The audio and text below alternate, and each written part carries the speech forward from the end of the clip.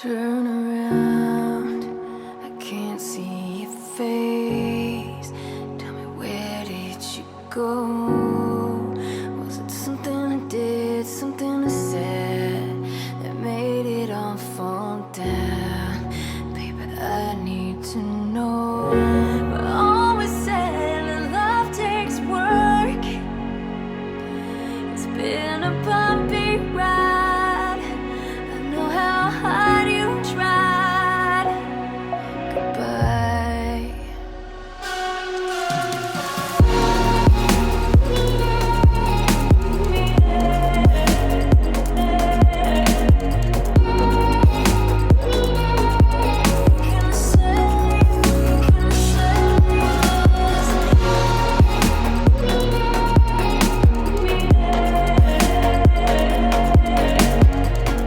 What's up, Hans family, and welcome to another day of Hanzoween. This year, Hanzoween is a new tutorial every other day in October.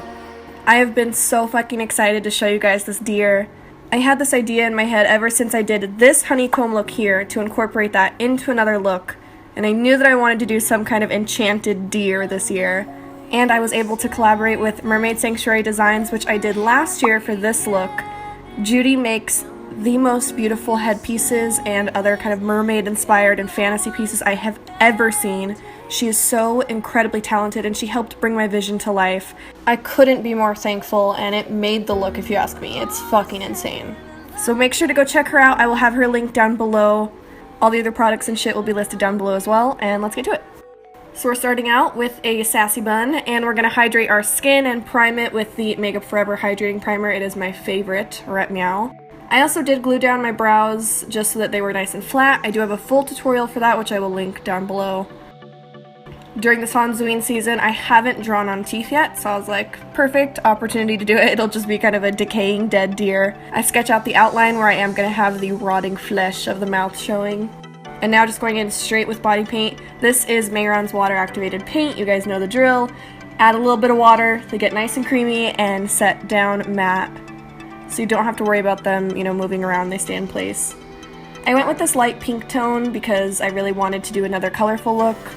You can see I am slowly layering the colors on top of each other and leaving open the areas that I am going to have the mouth. There's no point painting that when we're just going to be painting it differently later.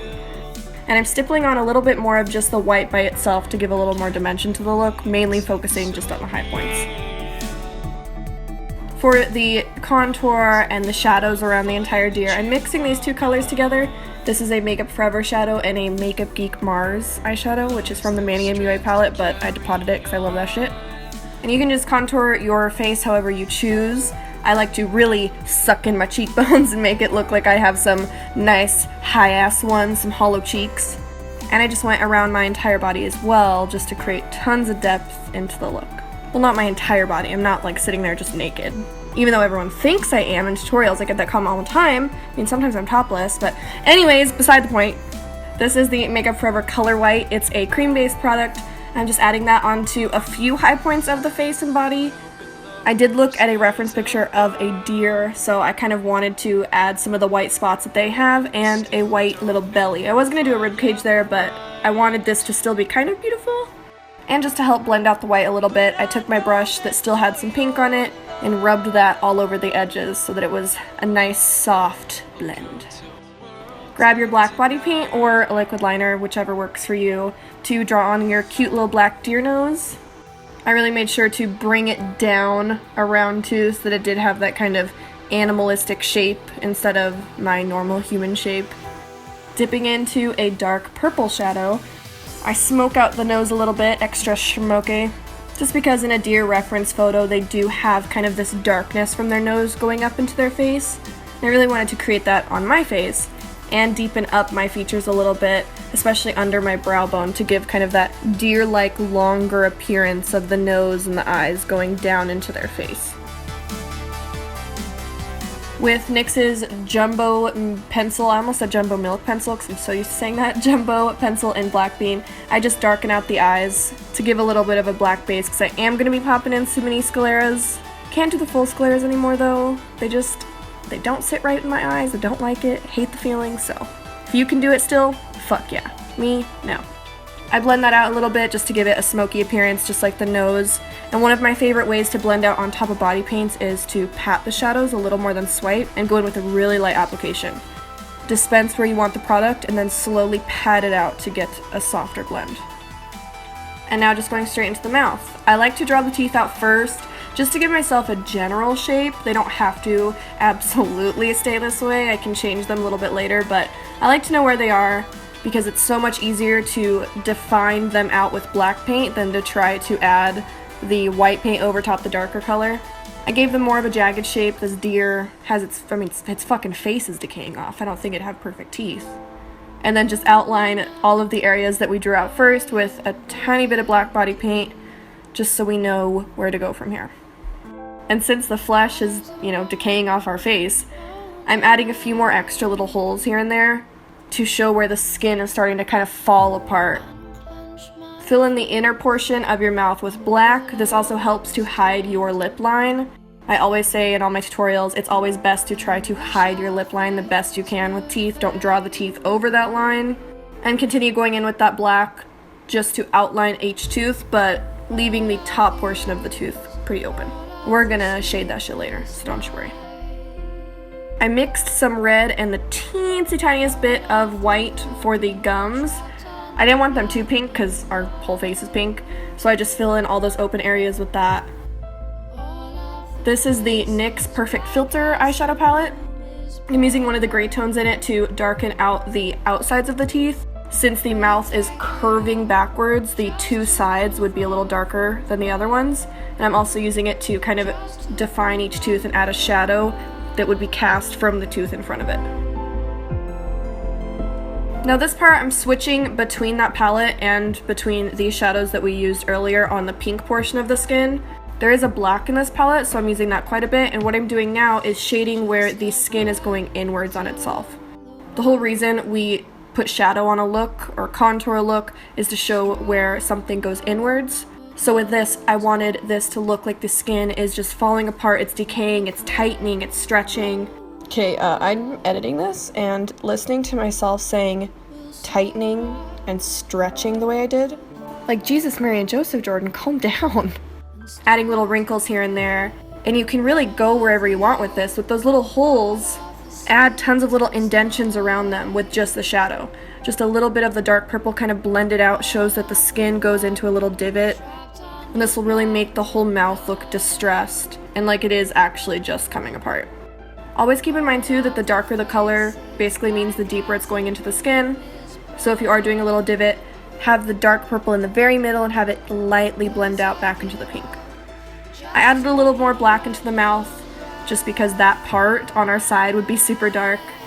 And with the mouth being so dark and kind of this look turning really creepy, I added a little bit of black into the body too. We want to highlight where the wrinkles and the kind of torn skin is popping forward, or where it's hanging off, kind of casting a shadow down onto the teeth, just like we did with our body, just like we do even in beauty makeup. The mid-tone, the shadows or contour, and then the highlight to bring it all together.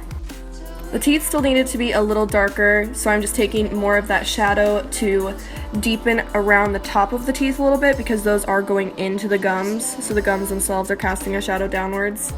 And then add a highlight on the portion of the gums that go right into the teeth. And as I was speaking on before, add a little highlight to just the front teeth because since the teeth curve around, the ones in the front would be the lightest. Makes it look more circular like it would be in real life. After the mouth is all done, I just throw on my wigs and my contacts real quick. Darken my waterline so that my eyes are as black as they possibly can be. And since we are going to now be going in with Prozaid, I wipe off the paint on the areas that we are going to add this wax onto, the cool little honeycomb textures. This is Scar Wax, and if you watched my Tryptophobia zombie nurse last year, I used the same technique, just putting the wax down on top of some Prozaid, or you can use spirit gum, whatever works for you. I dip my fingers in some Vaseline so that it's nice and slippery because the wax can stick to your fingers and that's really fucking annoying. I'm taking the end of a paintbrush and just dipping that in Vaseline and swirling it around to make some holes. This isn't quite honeycomb because obviously honeycomb has not a circular shape, but it gives you the idea. I also did a big part on my chest and powdered it generously so that it wasn't sticky. And with a beauty blender, just dipping into a little bit of yellow body paint, I add the color on top of the honeycomb, and then using a little bit of brown, I just go right into the holes. I switch to a darker brown, just, by mixing a little bit of black in, to deepen up a few of the holes, and I start adding some more texture around the entire honeycomb itself too.